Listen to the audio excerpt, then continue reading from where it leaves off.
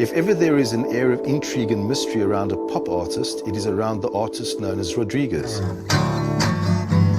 We thought he was like the inner city poet. He was this wandering spirit around the city. He's like a wise man, a prophet. How many records do you think he sold in America? In America, 6. Born in the troubled city.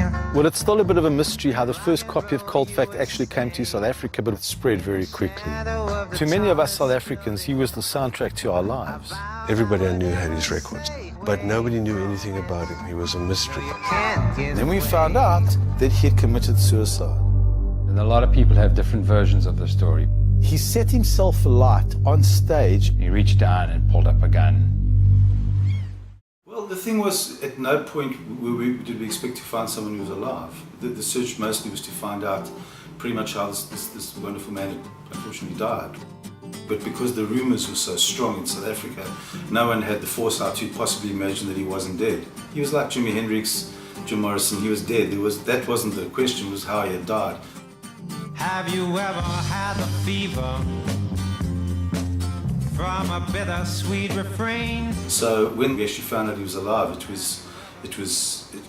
were incredulous. We were really dancing on the spot because it was what we had not expected at all.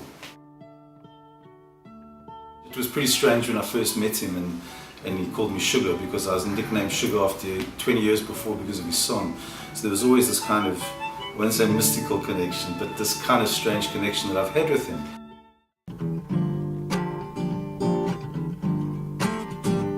This has been the year of Rodriguez. It's really been a year that he's broken out of being a very private, secretive thing, and he's become, the world fell in love with Rodriguez, and that's what we've been waiting for. And I think that's the best part, is just seeing so many people fall in love with this man and his music. Walk between the rain.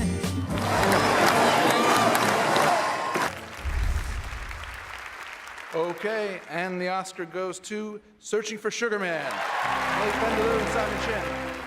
Rodriguez isn't here tonight because he didn't want to take any of the credit himself, and that just about says everything about that man and his story that you want to know. I just want to be treated like an ordinary legend. As South Africans who stayed in South Africa, he's been here, we've seen him.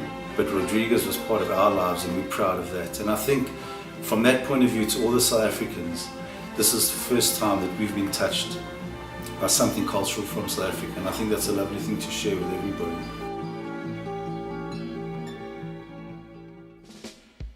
And it's nice that he's popular here, but he needed to be popular in America, which is where he's from. He's from the middle of America. So to everybody there, and especially Rodriguez and Reagan, and thanks to Pam, have a wonderful time, and I hope it's a fantastic concert. I wonder how many times you've been